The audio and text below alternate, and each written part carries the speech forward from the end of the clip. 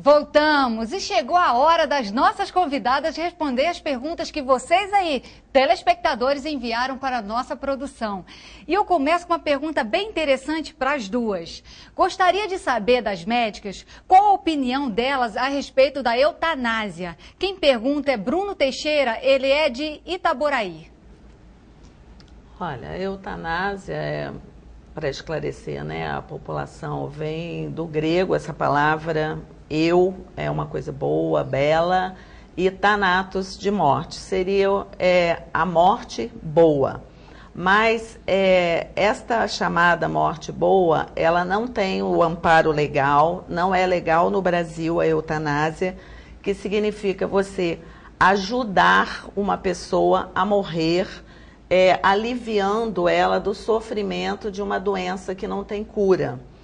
Por definição nossa ou por solicitação do próprio paciente, que em alguns casos acontece. Mas, além de nós não concordarmos do ponto de vista legal, porque não é legalizado no Brasil a eutanásia, a gente não concorda pela fé que nós professamos.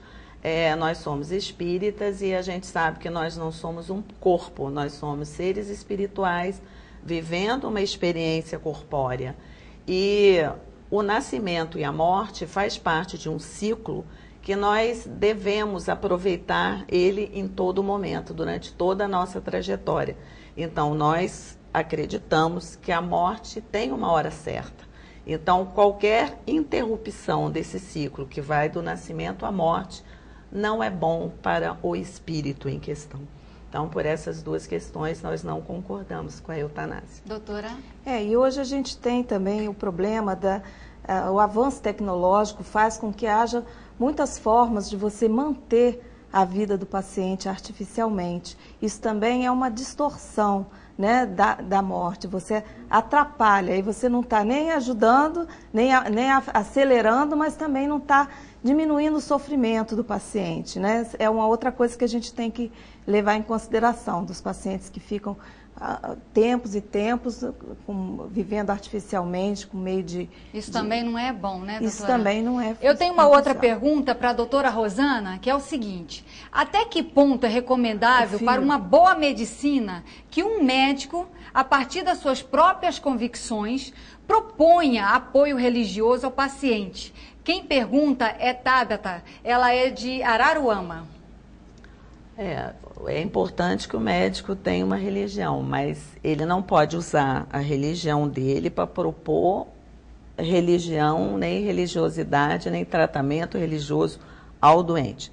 Nós temos que ser profissionais, tratarmos ele medicamente falando, mas analisar o ser que está ali na nossa frente, estimular sim que ele encontre a própria religiosidade dentro da sua cultura, dentro do seu conhecimento, e que ele valorize isso, porque é importante para o tratamento dele. Mas nunca a gente utilizar do que a gente conhece para influenciar o paciente. Agora tem uma outra pergunta para a doutora Anelise.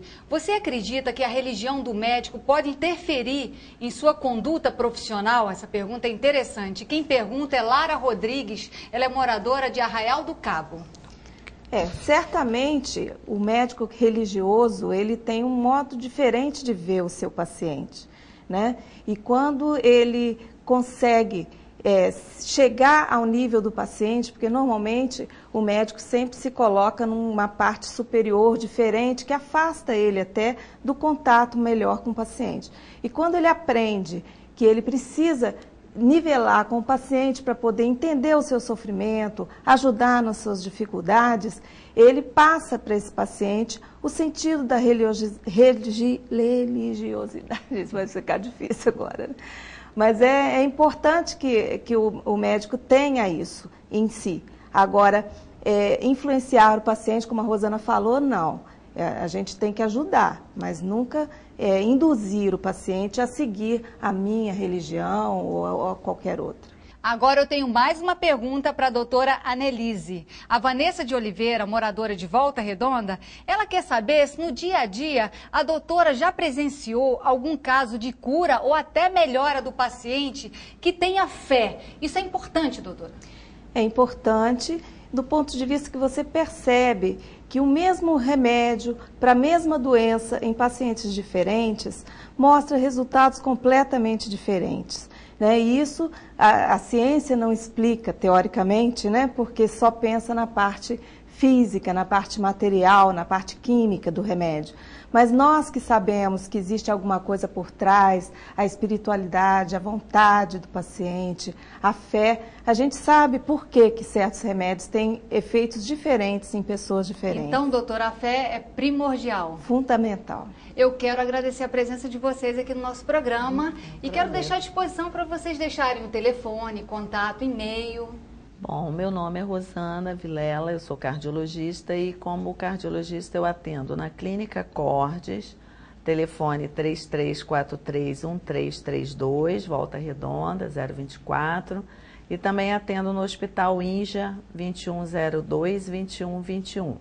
Meu e-mail é rwagner@cardiol.br. Quem quiser entrar em contato, será um prazer. Para quem quiser me contactar, eu atendo na Gastrodiag como gastroenterologista, faço também endoscopia digestiva. O telefone de lá é 3343-2390. E quem quiser me contactar também por e-mail para falar sobre coisas não só da gastroenterologia, mas da Associação Médica Espírita de Volta Redonda, pode me contactar pelo e-mail aluderer@uol.com.br. Bem, bom domingo para vocês. Hoje nós conhecemos um pouco mais da postura da medicina diante da fé. O nosso programa fica por aqui, mas você não precisa esperar até domingo que vem para ficar pertinho da gente. Acompanhe o programa Bem-Estar pelo YouTube ou, se preferir, pode nos seguir pelo Twitter. Até domingo que vem. Tchau!